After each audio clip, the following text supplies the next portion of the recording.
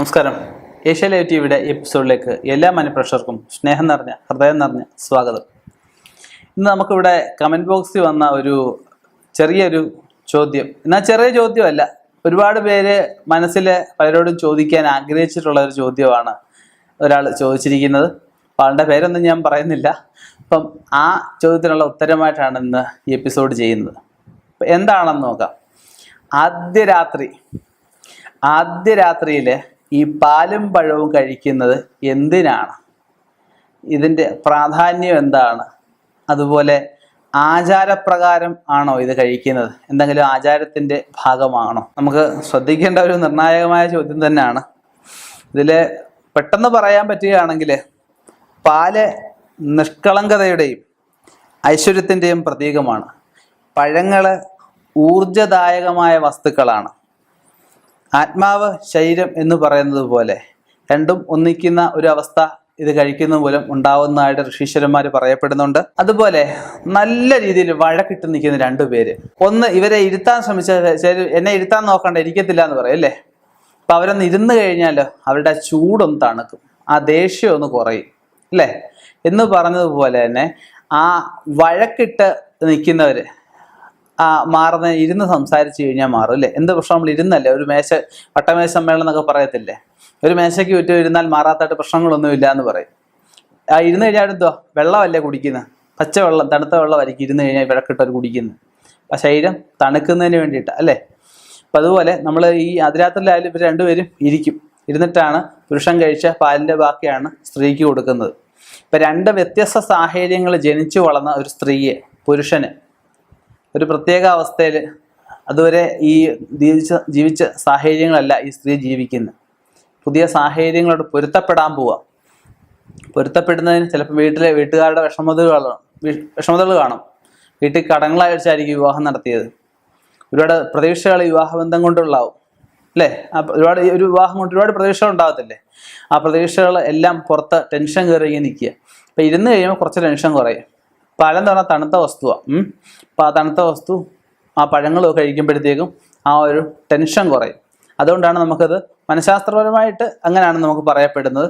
ആചാരമായിട്ട് വലിയ ബന്ധങ്ങളൊന്നും ഇല്ല എങ്കിലും വളരെ വളരെ അനാദികാലം തൊട്ടേ മനുഷ്യർ ആയാലും മറ്റുള്ളവരും ഇതൊക്കെ കഴിച്ചു പോരുന്നുണ്ട്. നമുക്ക് ഓരോ സമയത്തും ഓരോ കാര്യങ്ങൾ നമുക്ക് ആവശ്യമായിട്ടുണ്ട് അല്ലേ. അപ്പം നമുക്ക് ആ ഒരു അതിരാത്രിയിൽ നമ്മുടെ ശരീരത്തിന് വേണ്ടുന്ന ഊർജ്ജങ്ങൾ ചിലപ്പം ഇത് മുഖേനയായിരിക്കും കിട്ടുന്നത്. അപ്പം നമുക്ക് അത് പഴമക്കാരെ ആചാരത്തിൻ്റെ ഭാഗമാക്കും. ഇപ്പം പറ വരുന്നു അല്ലെ, വീട്ടിൽ എന്തെങ്കിലും വിശേഷമായിട്ട് നടക്കുന്നു, ചാണകവെള്ളം കലക്കി തളിക്കും. എന്തിനാ? അശുദ്ധി മാറാൻ. എന്തിനാ? ചാണകവെള്ളം എന്ന് പറഞ്ഞു കഴിഞ്ഞാൽ നെഗറ്റീവിനെ മാറ്റാനായിട്ട്, നെഗറ്റീവ് ശക്തികളെ ഒക്കെ മാറ്റുന്നതിനായിട്ട്, അതുപോലെ ശുദ്ധമാകുന്നതിന്. അതുപോലെ ഇതൊരു കർപ്പൂരവെള്ളം തളിക്കത്തില്ല എന്ന് പറഞ്ഞാൽ ചാണകവെള്ളം തളിക്കുന്ന ഒരു ഊർജ്ജദായകം കൂടിയാണ്. നെഗറ്റീവ് പോയി കഴിയുമ്പോൾ ഓട്ടോമാറ്റിക്കായിട്ടും പോസിറ്റീവ് വരും. കാരണം ആ ചാണകത്തിനകത്ത് എന്തെല്ലാം വൃക്ഷങ്ങളുടെ ഇലയാണ് ചെല്ലുന്നത്. അപ്പം ആ ഒരു ചാണകത്തിന് അതിൻ്റെതായിട്ടുള്ളൊരു ഇതുണ്ട് എന്ന് പറയുന്നത് പോലെ നമ്മൾ ഓരോ കാര്യങ്ങൾ ചെയ്യുന്നുണ്ട്. ഓരോ കാര്യങ്ങൾക്ക് ആചാരത്തിൻ്റെ ഒരു പിന്തുണ കൊടുത്തു കഴിഞ്ഞാൽ അത് നമ്മൾ എന്നും നടന്നു പോരും അല്ലേ. തമിഴ്നാട്ടിലെ അവസ്ഥ എടുക്കുകയാണ്, അമ്മാവനെ കെട്ടുന്ന അനന്തരവളുമാരുണ്ട്. നമ്മുടെ കേരളത്തിലുണ്ടോ? അതില്ല. കേരളത്തിൽ വരുമ്പോഴത്തേക്കും എന്തുവാ, അമ്മാവൻ്റെ സ്ഥാനം തന്നെ.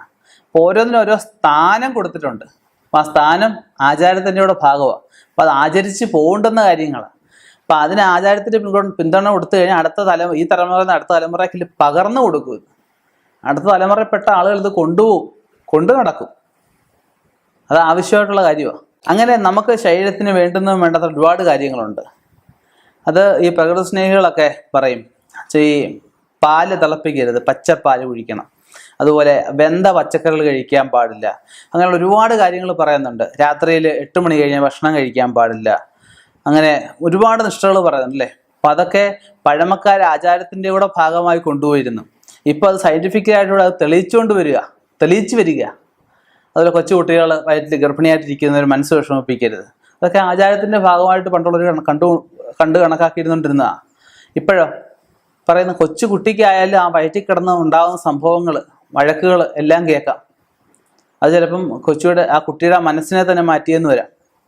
ഒരുപാട് അതിക്രമിക്കുന്ന ഒരു ഭർത്താവ് ഉണ്ടാവുക, അമ്മ ഒരുപാട് അതിക്രമിക്കുക. ഈ കുട്ടി ജനിച്ചു വരുമ്പോൾ ഈ കുട്ടിക്കും അക്രമവാസന ഭയങ്കരമായിരിക്കും. അപ്പം അങ്ങനെ ഒരുപാട് കാര്യങ്ങൾ ആചാരത്തിൻ്റെ ഭാഗമായിട്ട് പണ്ടുള്ളവർ വെച്ചിട്ടുണ്ട്. ഇതിൻ്റെ എല്ലാം പിന്നിൽ ഓരോ കാര്യങ്ങളുണ്ട്. ദശപുഷ്പം ചൂടാൻ പറയും തിരുവാതിരയ്ക്ക്. ദശപുഷ്പം ചൂടേണ്ട ആവശ്യമുണ്ടത്.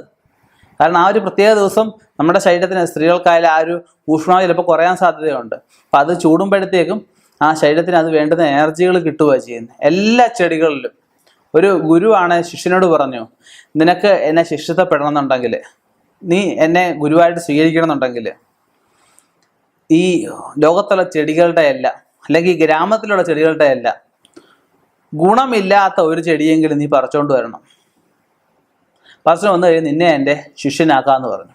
ഞാൻ ആ ഒരു ശിഷ്യനെ തേടി ഇറങ്ങിയതായിട്ട് അനേകം വർഷങ്ങൾക്ക് ശേഷം മഹാസിദ്ധയോഗിയായിട്ട്, ഈ ഗുരുവിനെക്കാട്ടി വലുതായിട്ട്, ഗുരു ശിഷ്യനും ശിഷ്യതപ്പെട്ട അവസ്ഥ വരെ സംജാതമായിട്ടുണ്ട്. എന്തുകൊണ്ടാ? അത് പഠിക്കണം, അത് ആചരിക്കണം എന്നൊക്കെയുള്ള ചിന്താഗതി ഉണ്ടല്ലോ. അപ്പം ഈ പറഞ്ഞതുപോലെ തന്നെ നമുക്കിത് ലൈംഗികപരമായിട്ടുള്ള കാര്യം മാത്രമല്ല, ഇത് നമുക്ക് വേണ്ടുന്ന കാര്യങ്ങളും കൂടിയാണ്. ഇനിയും ഇതുപോലെയുള്ള വ്യത്യസ്തമായ കമൻറ്റുകൾ പ്രേക്ഷകരിൽ നിന്നും പ്രതീക്ഷിക്കുന്നു. ഇനിയും ഇതുപോലെയുള്ള കമൻറ്റുകൾക്കുള്ള അഭിപ്രായങ്ങളും നിർദ്ദേശങ്ങളുമായി കാണാം എന്ന ശുഭപ്രതീക്ഷയിൽ നിർത്തുന്നു. നന്ദി, നമസ്കാരം.